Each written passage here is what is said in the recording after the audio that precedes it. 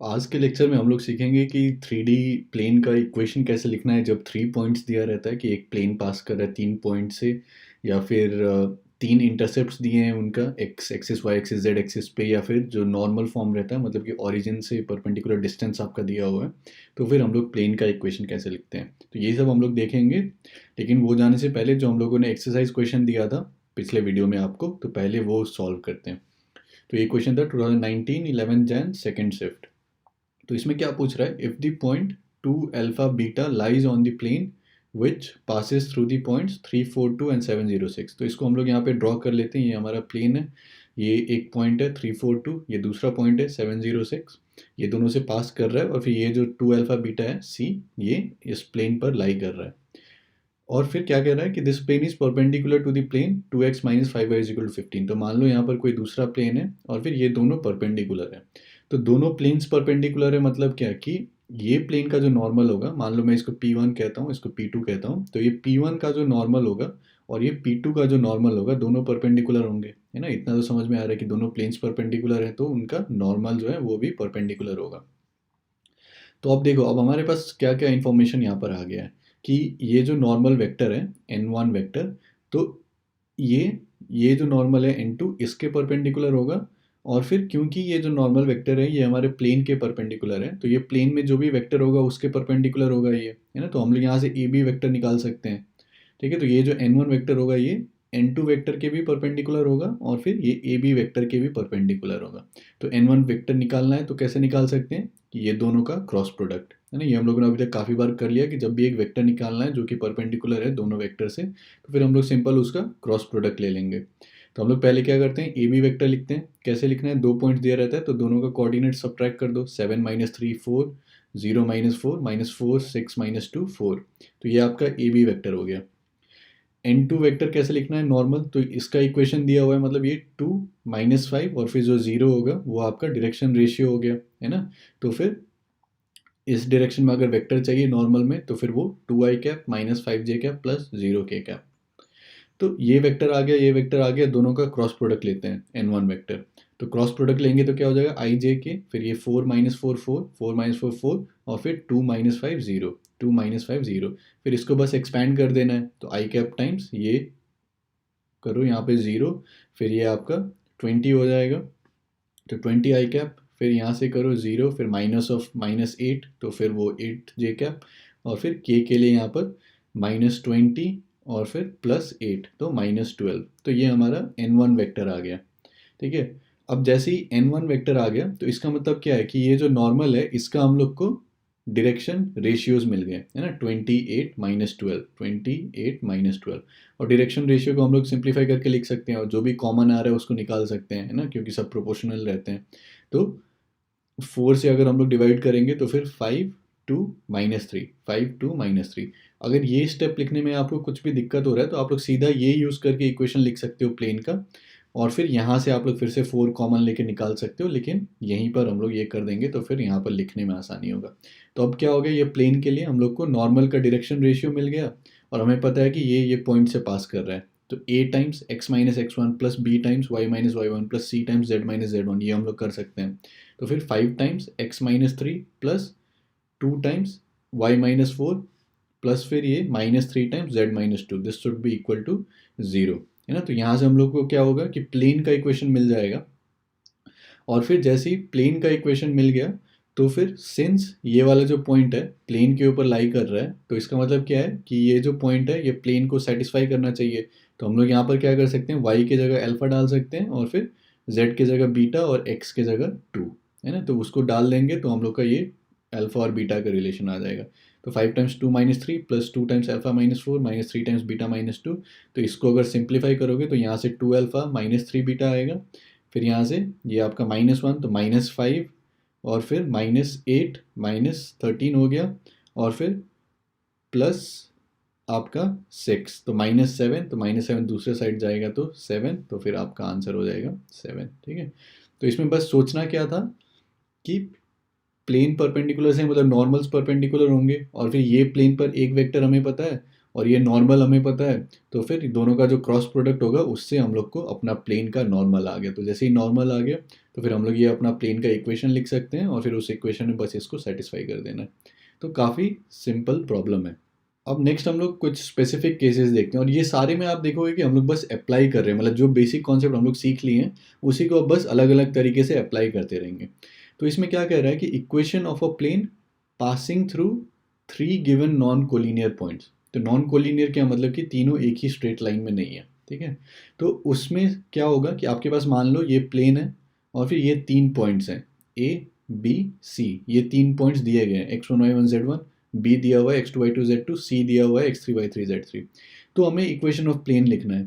तो इसका एक तरीका क्या हो सकता है कि हम लोग ए बी वैक्टर निकाल सकते हैं, ए सी वैक्टर निकाल सकते हैं, फिर हमें पता है कि इसका जो नॉर्मल होगा है ना वो ये दोनों के परपेंडिकुलर होगा, ए बी वैक्टर और ए सी वैक्टर के। तो दोनों का क्रॉस प्रोडक्ट लेके हम लोग नॉर्मल निकाल सकते हैं। फिर जैसे ही नॉर्मल मिल गया तो फिर नॉर्मल हमें पता चल गया, और फिर एक पॉइंट हमें पता है जिससे पास कर रहा है, तो नॉर्मल मान लो ए बी सी आ गया डायरेक्शन रेशियो, तो a times x minus x one plus B times Y minus Y one plus C times z minus Z one. तो वो एक तरीका हो गया करने का। तो वेक्टर थ्री में देखोगे कि एक ही क्वेश्चन को करने का बहुत सारे अलग अलग तरीके होते हैं। तो एग्जाम्स में जब बैठे हो तो फिर जो भी आपको चमक रहा है ना, उससे आप लोग कर सकते हो। अब इसका और एक डायरेक्ट तरीका देखते हैं कि हम लोग को एक अच्छा रिजल्ट आ जाए कि हम लोग सीधा अप्लाई कर सकते हैं कि तीन पॉइंट्स मिल गया तो हम लोग कुछ इस टाइप से लिख सकते हैं। तो इसमें हम लोग लोकस का यूज़ करेंगे कि मान लो कोई भी एक जनरल पॉइंट ले लेते हैं हम लोग ये प्लेन पे, ठीक है। उसका मैंने कोऑर्डिनेट लिख दिया है कि एक्स वाई जेड, और उसको मैंने कह दिया आर, है ना। ये हम लोग काफ़ी बार अभी तक करते आ चुके हैं। तो अब यहाँ पर क्या हो गया कि हमें एक तो ये वेक्टर मिल गया ए बी वेक्टर, एक ये वेक्टर मिल गया ए आर वेक्टर, और ये तीसरा वेक्टर मिल गया ए सी वेक्टर। अब ये तीनों एक ही प्लेन्स में लाई कर रहे हैं, मतलब तीनों क्या है, कोप्लेनर है। तो अगर हम लोग ये तीनों का स्केलर ट्रिपल प्रोडक्ट लेंगे या फिर बॉक्स प्रोडक्ट लेंगे तो वो ज़ीरो हो जाएगा, है ना। ये हम लोगों ने देखा था जब हम लोगों ने पढ़ा था वेक्टर अलजेब्रा की, ये जो आपका ट्रिपल प्रोडक्ट होता है ये क्या होता है, ये वॉल्यूम ऑफ पैरेललोपाइप्ड होता है ना।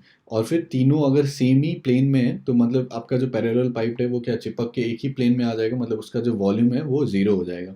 तो जब भी ये तीन वेक्टर्स हैं और तीनों वेक्टर एक ही प्लेन में लाई कर रहे हैं, मतलब ये कोप्लेनर है, तो आप लोग क्या कर सकते हो कि स्केलर ट्रिपल प्रोडक्ट ले सकते हो, और फिर या फिर बॉक्स प्रोडक्ट भी कहते हैं इसको, और फिर उसको हम लोग ज़ीरो कर सकते हैं। और फिर ये हम लोग इवेल्युएट कैसे करते हैं कि ए आर वेक्टर पहले लिख दो। तो ए आर वेक्टर क्या होगा, x minus x one i cap plus y minus Y one j cap plus z minus Z one k cap. तो ये हमारा ए आर वेक्टर हो गया। फिर similarly A B vector x two minus x one y two minus Y one z two minus Z one, है ना। फिर A C vector x three minus x one y three minus Y one z three minus Z one. तो ये तीनों vector आ गया। तीनों का अगर हम लोग को स्केलर ट्रिपल प्रोडक्ट लेना है तो हम लोगों ने देखा है पहले वेक्टर अलजेब्रा में कि बस डिटर्मिनेंट और फिर ये वाले जो कंपोनेंट्स हैं आई जे के, है ना, सारे कंपोनेंट्स को हम लोग यहाँ पर लिख देंगे कि x minus x one y minus Y one z minus Z one, है ना, ये सारे। फिर x two minus x one y two minus Y one z two minus Z one, ये तीनों। फिर x three minus x one y three minus Y one z three minus Z one. तो ये डिटर्मिनेंट को अगर हम लोग equal to zero कर देंगे तो यहाँ पर x one x two x three y one y two y three z one z two z three पता है, तो एक्स वाई जेड के टर्म्स में हमें प्लेन का इक्वेशन मिल जाएगा, ठीक है। तो ये जो है ये इससे आपका टाइम बचेगा कि जैसे ही तीन पॉइंट्स दिया हुआ है तो फिर डायरेक्टली हम लोग यहाँ से इक्वेशन लिख सकते हैं कि x माइनस एक्स वन, मतलब कोई भी एक पॉइंट उठा लो x1 y1 z1, फिर x minus x one y minus Y one z minus Z one, फिर जो भी बाकी दो पॉइंट्स हैं उसके साथ इसका difference x2 minus x one y two minus Y one z two minus Z one, फिर x3 minus x one y three minus Y one z three minus Z one. लेकिन हमेशा ये ध्यान में रखना है कि ये आ कैसे रहा है। बहुत सारे बच्चे क्या करते हैं कि सीधा इसको रट लेते हैं और उनको समझ में बैकग्राउंड जो ये रहता है ये समझ में नहीं आता, इसीलिए फिर डर लगता है। और फिर एग्ज़ाम में अगर थोड़ा सा उल्टा सीधा क्वेश्चन आ गया इधर उधर से घुमा के थोड़ा सा, तो फिर वहाँ पे बच्चे फंस जाते हैं। इसलिए मेरा हमेशा सजेशन रहता है कि फॉर्मूला को समझा करो कैसे आ रहा है। तो बहुत सिंपल कॉन्सेप्ट है, तीन वेक्टर्स हैं, तीनों कोप्लेनर है, तो फिर उनका स्केलर ट्रिपल प्रोडक्ट जो है वो ज़ीरो हो जाएगा। और तो ये एक तरीका हो गया, है ना, इसको नोट्स बना सकते हो। और एक तरीका तो हम लोगों ने पहले डिस्कस कर लिया कि A B vector cross A C vector ले लो और फिर नॉर्मल आ जाएगा, फिर नॉर्मल आ गया और फिर एक पॉइंट। और एक तरीका क्या है सोचने का कि A B vector A C vector हम लोग ले रहे हैं तो दोनों का क्रॉस प्रोडक्ट करेंगे तो नॉर्मल आ जाएगा, है ना, A B vector cross A C vector. फिर अगर हम लोग ये वेक्टर लेते हैं ए आर वेक्टर, तो ये जो क्रॉस प्रोडक्ट का आ रहा है, ये जो नॉर्मल आ रहा है, normal should be perpendicular to this A R vector. तो हम लोग क्या कर सकते हैं, ये जो क्रॉस प्रोडक्ट है, फिर अगर इसका हम लोग डॉट लेते हैं, मतलब नॉर्मल का अगर हम लोग डॉट लेते हैं ए आर वेक्टर के साथ, तो वो भी ज़ीरो आ जाएगा। ठीक है, तो इस तरीके से भी हम लोग कर सकते हैं। तो अभी हम लोगों ने 3 तरीका बता दिया। पहला था ए बी ए सी लेके हमारा नॉर्मल आ जाएगा, नॉर्मल फिर एक पॉइंट है, वहाँ से हम लोग प्लेन का इक्वेशन लिख सकते हैं। दूसरा ये वाला तरीका कि A B vector, A C vector, A R vector तीनों कोप्लेनर है, मतलब बॉक्स प्रोडक्ट जो है वो ज़ीरो हो जाएगा। फिर तीसरा ये वाला कि A B vector cross A C vector ले लो नॉर्मल, फिर नॉर्मल का आप लोग डॉट ले लो ए आर वेक्टर के साथ, वो ज़ीरो कर दो। तो ये 3 तरीका है, तीनों में से जो आपको आसान लगे वो आप लोग यूज़ कर सकते हो, लेकिन टाइम बचाने के लिए ये वाला जो मेथड है ये सबसे जल्दी हो जाएगा, है ना, बस डिटर्मिनेंट यहाँ पर लिखना है। अब नेक्स्ट हम लोग लेते हैं कि equation of a plane in intercept form.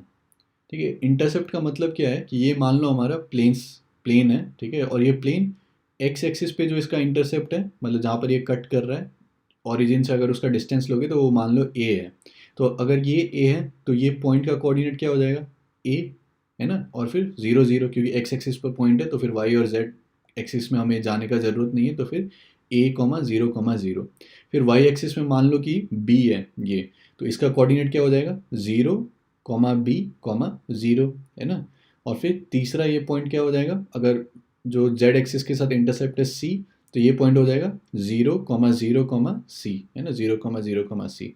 तो बस अभी जो हम लोगों ने देखा था कि 3 पॉइंट्स हमारे पास यहाँ पर हैं, तो हम लोग सीधा इक्वेशन लिख सकते हैं कि equation of a plane passing through these 3 points.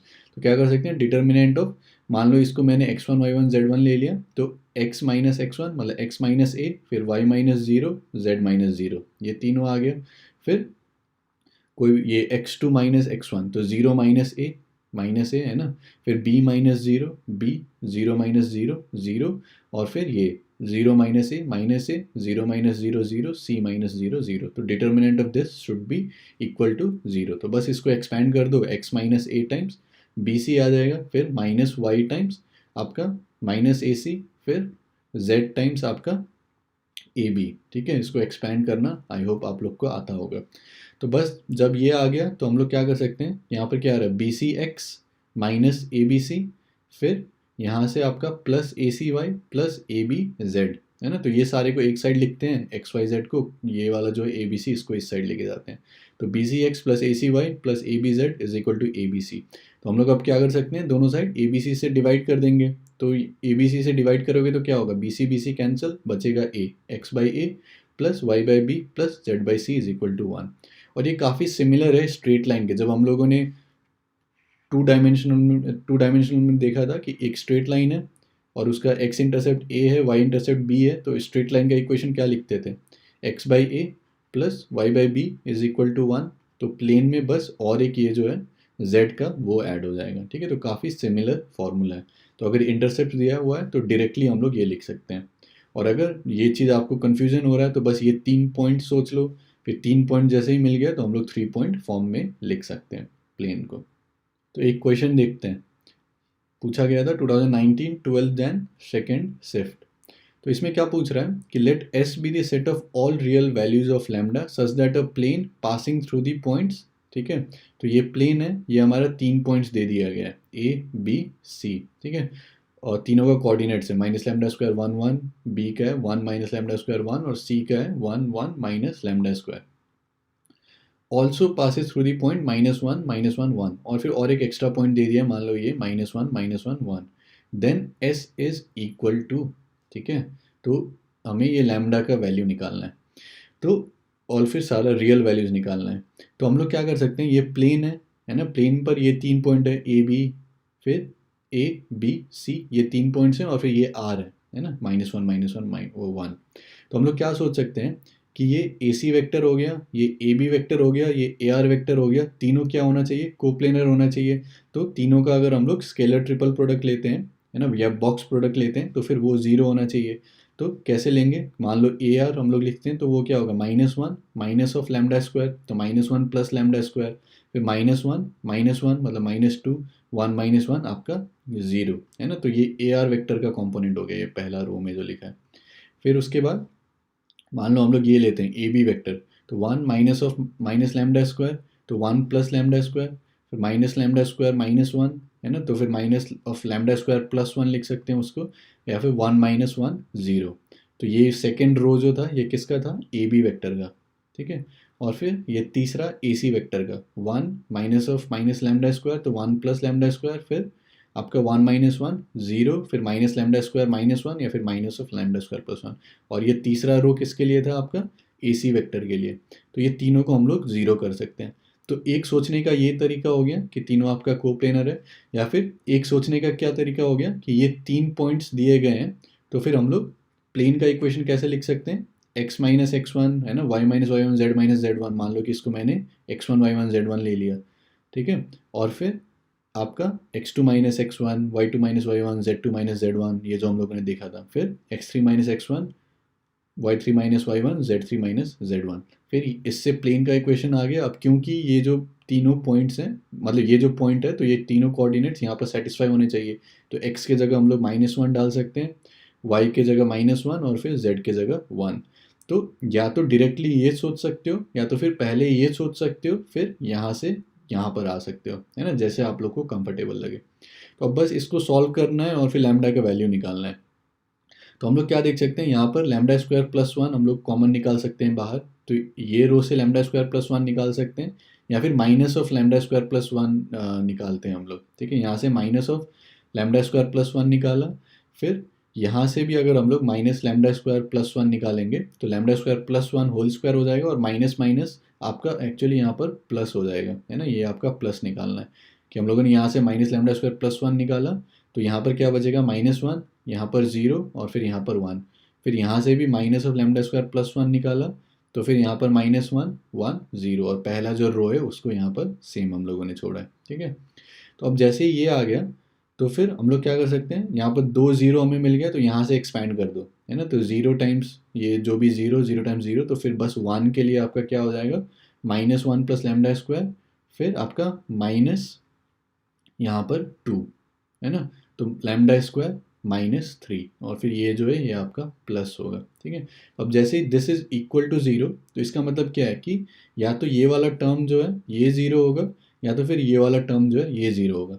तो लैम्डा स्क्वायर प्लस 1 अगर 0 होगा, तो लैम्डा स्क्वायर क्या होना चाहिए, -1। तो ये हम लोग इमेजिनरी में चले जाएंगे, लेकिन यहाँ पर बस रियल वैल्यूज पूछा है।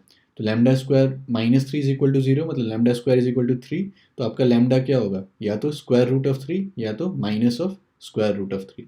तो lambda is equal to plus minus √3। तो सेट एस क्या था, set of all real values of lambda, तो √3 -√3।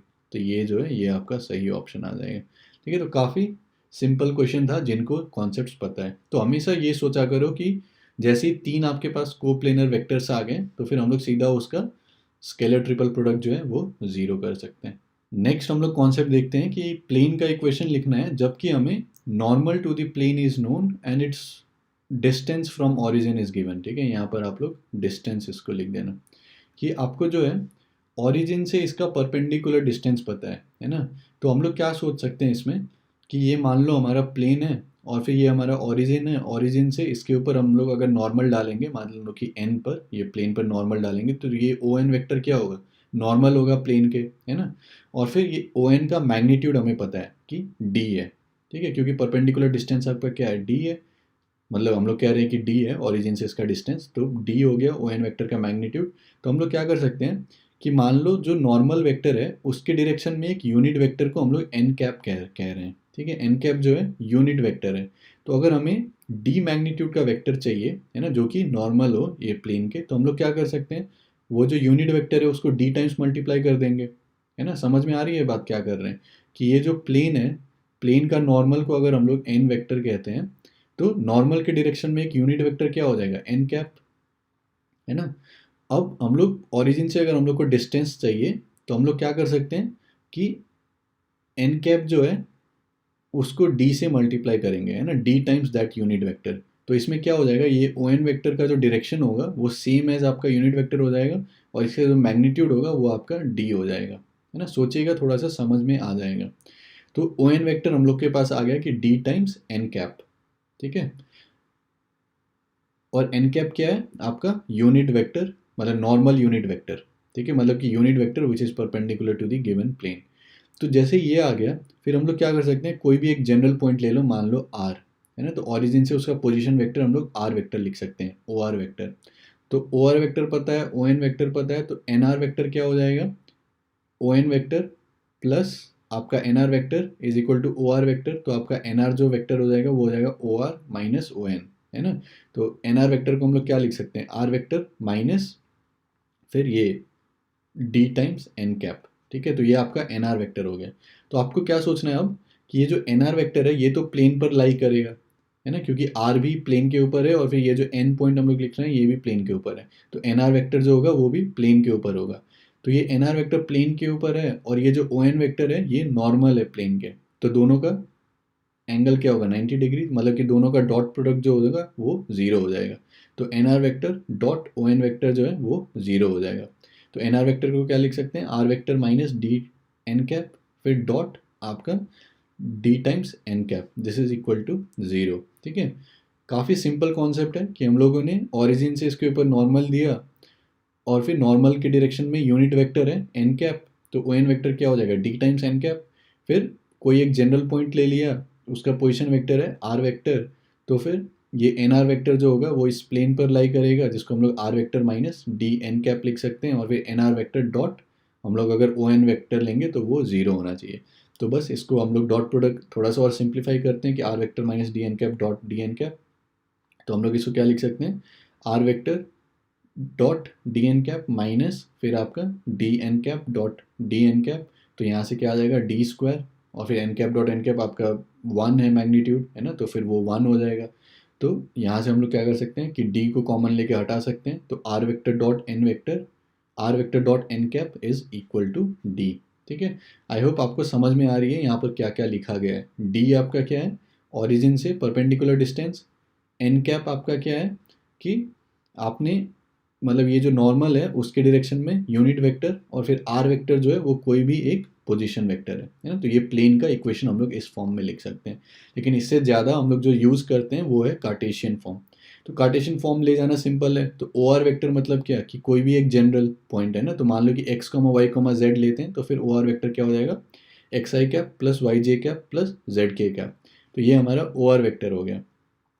अब हमारा एन कैप क्या होगा, एन कैप को हम लोग लिख सकते हैं l i cap plus m j cap plus n k cap, जिसमें कि एल एम और फिर एन क्या है आपका डायरेक्शन कोसाइंस है ना। तो ये जो नॉर्मल वेक्टर होगा उसका जो भी डायरेक्शन कोसाइंस है, तो उनको लेके अगर हम लोग वेक्टर बनाते हैं तो ये हमें पता है कि ये यूनिट वेक्टर होगा, है ना, क्योंकि इसका अगर मैग्नीट्यूड लोगे तो square root of l square plus m square plus n square is equal to one. ये हम लोगों ने स्टार्टिंग में बहुत डिस्कस किया हुआ है कि यूनिट वेक्टर चाहिए किसी भी डायरेक्शन में, तो उस डायरेक्शन का डायरेक्शन कोसाइन ले लो और उसको कंबाइन करके वेक्टर लिख दो, है ना। तो ये आपका एन कैप हो जाएगा। तो are vector dot N cap मतलब दोनों का डॉट क्या हो जाएगा, L X plus M Y plus N Z is equal to D, ठीक है। तो मेन अगर आपको याद रखना है तो आप लोग ये याद रख सकते हो कि अगर हमारा प्लेन का इक्वेशन इस फॉर्म में है ना, जनरली हम लोग क्या किस फॉर्म में लिखते हैं कि a x plus b y plus c z plus d is equal to zero, है ना। जनरली अगर प्लेन इस फॉर्म में है जिसमें ए बी सी आपका डायरेक्शन रेशियो है, तो अगर इस फॉर्म से हम लोग को इस फॉर्म में लेके जाना है तो हम लोग क्या कर सकते हैं कि यहाँ पर डिवाइड कर देंगे square root of A square plus B square plus C square से। आपका डायरेक्शन कोसाइन क्या होता है कि आपने डायरेक्शन रेशियो को square root of A square plus B square plus C square से डिवाइड कर दिया। तो यहाँ से आपका एल आ जाएगा, फिर यहाँ पर डिवाइड करोगे एम, फिर यहाँ पर एन, फिर यहाँ पर D divided by square root of A square plus B square plus C square. तो वो जो होगा वो आपका परपेंडिकुलर डिस्टेंस हो जाएगा पी। इसको एग्जाम्पल में करेंगे तो फिर और समझ में आएगा, लेकिन आई होप आपको समझ में आ गई होगी बात। मान लो एक एग्जाम्पल देखते हैं। तो इसमें क्या कह रहा है कि प्लेन है उसका परपेंडिकुलर डिस्टेंस ओरिजिन से 6/√29, ठीक है। ये दिया हुआ है मान लो कि ओरिजिन से डिस्टेंस। अब इसमें कह रहा है कि नॉर्मल वेक्टर फ्रॉम ओरिजिन, मतलब जो प्लेन के ऊपर नॉर्मल आ रहा है उस वो जो वेक्टर है वो है N vector is equal to 2i cap minus 3j cap plus 4k cap. तो इसमें हमें प्लेन का इक्वेशन लिखना है। तो हम लोग क्या कर सकते हैं कि नॉर्मल वेक्टर हमें पता है, ठीक है। तो हमें क्या है कि नॉर्मल वेक्टर का हमें डायरेक्शन रेशियोज पता है। तो अगर हमें डायरेक्शन कोसाइंस पता चल जाता है एल एम एन, तो हम लोग सीधा लिख सकते हैं L X plus M Y plus N Z is equal to this. तो एल एम एन कैसे निकलेगा कि हम लोग इसका मैग्नीट्यूड ले लें मॉड ऑफ एन वेक्टर, हो जाएगा square root of 2 square 4 minus 3 का स्क्वायर 9 और फिर 4 का स्क्वायर 16, तो स्क्वायर रूट ऑफ 29। तो इस वेक्टर को अगर इसका मैग्नीट्यूड से डिवाइड कर देंगे तो एन कैप मिल जाएगा, है ना, 1/√29 टाइम्स दिस। तो जैसे ये मिल गया तो इसका जो भी यहाँ पर है ये 2/√29 ये आपका क्या हो गया, direction cosines L M N. तो एल एम एन आ गया, तो L X plus M Y plus N Z is equal to D, है ना। तो 1/√129 times 2x minus 3y plus 4z equal to 6/√129। तो ये जो है ये आपका प्लेन का इक्वेशन हो गया। और अगर मान लो स्टार्टिंग में आपका प्लेन का इक्वेशन कुछ इस टाइप से दिया रहता 2x minus 3y plus 4z is equal to 6, और फिर यहाँ से अगर हम लोग को पूछा जाता कि आपका ओरिजिन से डिस्टेंस क्या है, तो हम लोग क्या कर सकते थे कि स्क्वायर रूट ऑफ ये आप 4 प्लस 9 प्लस 16, है ना, इससे हम लोग डिवाइड कर देंगे दोनों साइड, है ना, स्क्वायर रूट ऑफ 29। तो यहाँ से, तो आपको यहाँ से यहाँ जाना आना चाहिए, यहाँ से यहाँ जाना आना चाहिए। नेक्स्ट हम लोग एक क्वेश्चन देखते हैं, 2019 में ही पूछा गया था जेईई मेंस में, 12 जैन फर्स्ट शिफ्ट। तो इसमें क्या पूछ रहा है, the perpendicular distance from the origin to the plane containing these two lines is. तो हमारे पास क्या है, ये प्लेन है और फिर ये दोनों लाइन्स दिए गए हैं, ठीक है। तो ये पहला लाइन आपका क्या है, तो जैसे ही लाइन दिया गया है मतलब क्या कि ये x माइनस ऑफ -2, मतलब कि ये लाइन जो है पास कर रहा है -2, -2, -5, है ना। तो हमें एक पॉइंट पता है, और फिर ये जो लाइन है इसका डायरेक्शन रेशियो क्या है 357, 357। फिर दूसरा लाइन है ये पास कर रहा है 1 4 -4, 1 4 -4 से, तो एक पॉइंट पता है, और फिर ये जो लाइन है इसका डायरेक्शन रेशियो हो गया 1 4 7। तो अब ये प्लेन का इक्वेशन फाइंड करने का बहुत सारा अलग अलग तरीका है ना। तो एक तरीका क्या है कि आपको इस डायरेक्शन में आपने एक वेक्टर लिख दिया d1 वेक्टर, जो कि हम लोग आसानी से लिख सकते हैं 3i cap plus 5j cap plus 7k cap, है ना। फिर हम लोग क्या कर सकते हैं, इस डायरेक्शन में एक वेक्टर लिख दिया d2 वेक्टर, तो वो क्या हो जाएगा i cap plus 4j cap plus 7k cap. फिर जैसे ही दो वेक्टर्स आ गए तो हम लोग क्या कर सकते हैं, दोनों का क्रॉस प्रोडक्ट ले लेंगे, तो हमारे पास क्या आ जाएगा, नॉर्मल आ जाएगा, है ना। तो दोनों का क्रॉस प्रोडक्ट लेंगे तो नॉर्मल आ गया कि डिटर्मिनेंट ऑफ आई जे के, फिर 3 5 7 1 4 7, ठीक है। तो इसको एक्सपैंड करोगे तो आपके पास ये आ जाएगा। तो ये हमारा नॉर्मल वेक्टर आ गया। तो अब जैसे नॉर्मल वेक्टर आ गया तो मतलब क्या कि नॉर्मल का डायरेक्शन रेशियोज हमें पता चल जाएगा। तो वहाँ से हम लोग एक पॉइंट पता है, इसका डायरेक्शन रेशियो पता है, तो वहाँ से हम लोग प्लेन का इक्वेशन लिख सकते हैं, ठीक है। या फिर हम लोग क्या कर सकते हैं, अभी जो हम लोगों ने देखा कि instead of just normal vector हम लोग इसका यूनिट वेक्टर ले सकते हैं, तो हम लोग को सीधा डायरेक्शन कोसाइन मिल जाएगा, है ना। तो वो करते हैं। तो ये हमारा यूनिट वेक्टर है एन वेक्टर, सॉरी ये हमारा नॉर्मल वेक्टर है एन वेक्टर, तो इसका डायरेक्शन रेशियोज क्या है 7 -14 7, 7 -14 7। यहाँ से 7 को हटा सकते हैं तो 1 -2 1 1 -2 1। अब अगर हमें यूनिट वेक्टर का लिखना है डायरेक्शन कोसाइंस, है ना, तो यूनिट वेक्टर का डायरेक्शन कोसाइंस यहाँ पर क्या हो जाएगा कि 1 डिवाइडेड बाय इसका magnitude square root of 1 square 1 plus आपका -2 का स्क्वायर 4 प्लस 1, मतलब स्क्वायर रूट 6 से डिवाइड करना पड़ेगा, है ना। 1/√6 -2/√6 1/√6। तो ये यूनिट वेक्टर का मतलब नॉर्मल वेक्टर के डायरेक्शन में एक यूनिट वेक्टर का हमारे पास ये मिल गया direction cosines L M N, ठीक है। तो अब हम लोग क्या लिख सकते हैं इक्वेशन प्लेन का कि L times x minus x1, है ना, ये जो भी प्लेन से पास कर रहा है, ठीक है। तो x माइनस ऑफ -2 मतलब x प्लस 2, फिर आपका m टाइम्स मतलब -2/√6 टाइम्स y -2, फिर प्लस आपका 1/√6 टाइम्स z ऑफ यहाँ पर z plus 5 is equal to 0। तो यहाँ से क्या कर सकते हैं, सीधा हम लोग सिंप्लीफाई करके लिख सकते हैं।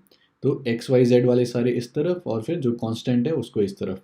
तो क्या आ गया कि ये L हो गया, ये M हो गया, ये हमारा N हो गया, है ना। तो ये हमारा क्या हो जाएगा परपेंडिकुलर डिस्टेंस, ठीक है। अब यहाँ पर देख सकते हो कि माइनस है, तो आप लोग सीधा या तो इसका मैग्नीट्यूड लेके रिपोर्ट कर सकते हो, या फिर हम लोग क्या कर सकते हैं कि माइनस से मल्टीप्लाई कर दे दोनों साइड, ठीक है। तो यहाँ पर क्या हो जाएगा माइनस और फिर ये आपका प्लस, है ना। तो ये जो है ये हमारा डिस्टेंस हो जाएगा 11/√6, ठीक है। और ये माइनस से करने से क्यों नहीं फ़र्क पड़ रहा है, क्योंकि माइनस में क्या हो जाएगा कि इंस्टेड ऑफ दिस आपको ये नीचे वाला मिल जाएगा, है ना। तो आपको ये हमेशा ध्यान में रखना है कि जब भी आप नॉर्मल का बात करते हो प्लेन का, तो एक तो नॉर्मल ऊपर की तरफ जाएगा, एक नॉर्मल नीचे की तरफ जाएगा, है ना। तो जो भी आप लोग डायरेक्शन रेशियो लेते हो तो उसको आप लोग माइनस से भी मल्टीप्लाई करोगे तो ज़्यादा फर्क नहीं पड़ेगा, बस क्या होगा कि आपको नॉर्मल उल्टे डायरेक्शन में मिल जाएगा, ठीक है। तो आई होप आपको बात समझ में आई होगी यहाँ पर हम लोगों ने कैसे किया है ना। अगर किसी को कन्फ्यूजन हो रहा है तो हम लोग ये वाले स्टेप से देखते हैं कि हम लोग सीधा प्लेन का पहले इक्वेशन लिख लें, फिर वहाँ से ये डिस्टेंस निकाल सकते हैं। तो हम लोगों ने ये वाले स्टेप से अभी क्या किया था कि हम लोगों ने पहले यूनिट वेक्टर ले लिया था, एल एम एन ले लिया था डायरेक्शन कोसाइंस, फिर प्लेन का इक्वेशन लिखा था। लेकिन बहुत सारे बच्चों को कन्फ्यूजन रहता है कि डायरेक्शन रेशियो क्या है, डायरेक्शन कोसाइंस क्या है, कैसे ये सब कन्वर्ट हो रहा है। तो आप लोग सीधा क्या कर सकते हो, जो नॉर्मल हम लोग करते हैं कि आपके पास नॉर्मल का डायरेक्शन रेशियोज हैं, तो हम लोग सीधा इक्वेशन लिख सकते हैं प्लेन का कि a times x minus x one plus B times Y minus Y one plus C times z minus Z one is equal to zero, है ना। तो यहाँ से प्लेन का इक्वेशन आ गया x minus two I plus Z is equal to minus eleven.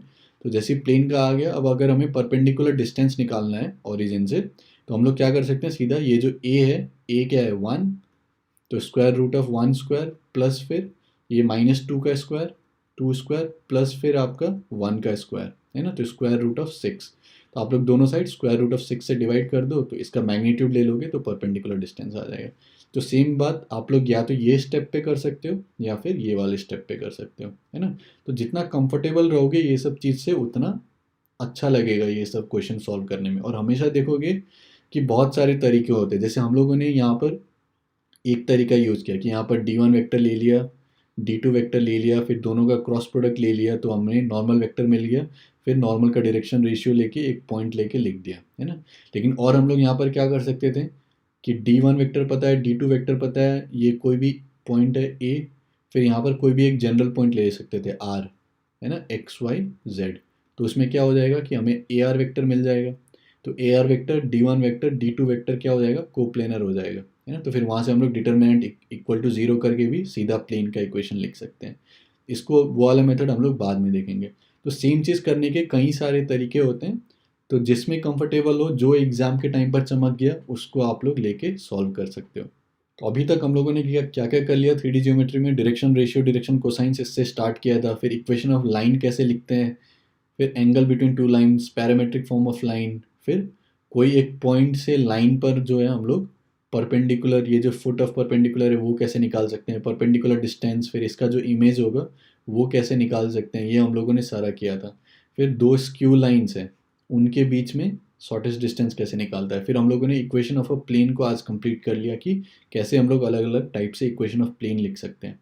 अब हम लोग नेक्स्ट में क्या करेंगे, जो हम लोगों ने यहाँ पर पॉइंट और लाइन के बीच में किया था कि फुट कैसे फाइंड आउट करते हैं परपेंडिकुलर का, परपेंडिकुलर डिस्टेंस कैसे फाइंड आउट करते हैं, इमेज कैसे फाइंड आउट करते हैं, तो वो जो है वो हम लोग अगले लेक्चर में करेंगे, अगले वीडियो में करेंगे कि प्लेन और पॉइंट के बीच में, इंस्टेड ऑफ लाइन और पॉइंट, हम लोग प्लेन और पॉइंट के बीच में, कि मान लो कि एक हमारे पास प्लेन है, यहाँ पर पॉइंट है, तो ये जो है फुट ऑफ परपेंडिकुलर कैसे फाइंड आउट करना है, ये जो इसका इमेज होगा यहाँ पर वो कैसे फाइंड आउट करना है, ये जो परपेंडिकुलर डिस्टेंस होगा ये कैसे फाइंड आउट करना है। तो ये सारा चीज़ जो है ये हम लोग नेक्स्ट वीडियो में करेंगे। तो हम लोग काफ़ी डिटेल में सारा कवर करते आ रहे हैं। तो आप लोग का जो भी फीडबैक है उसको प्लीज़ कमेंट्स में लिखते रहिए, है ना, कि क्या मैं बहुत फास्ट जा रहा हूँ या फिर थोड़ा स्लो जाना चाहिए, या फिर जो भी आपका फीडबैक होगा, बहुत अच्छा लग रहा है ना, जो भी, या फिर ख़राब लग रहा है, कुछ इम्प्रूवमेंट चाहिए, तो जो भी आपका फीडबैक होगा उसको कमेंट्स में लिख दीजिएगा, ठीक है। और नेक्स्ट क्वेश्चन में हम लोग प्लेन एंड पॉइंट देखेंगे, और फिर साथ में जैसे हम लोग अप्रोच कर रहे हैं कि कॉन्सेप्ट समझ रहे हैं, और फिर मोस्टली जेई मेंस के हम लोग क्वेश्चन सॉल्व कर रहे हैं जो कि उस कॉन्सेप्ट पे पूछे गए थे। तो इससे हम लोग का प्रैक्टिस भी हो रहा है जेई मेंस लेवल का, और फिर कॉन्सेप्ट भी काफ़ी क्लियरली समझ में आ रहा है। तो इसके साथ बहुत बहुत धन्यवाद। लाइक कीजिए, शेयर कीजिए और चैनल को सब्सक्राइब कीजिए, और मिलते हैं अगले वीडियो में।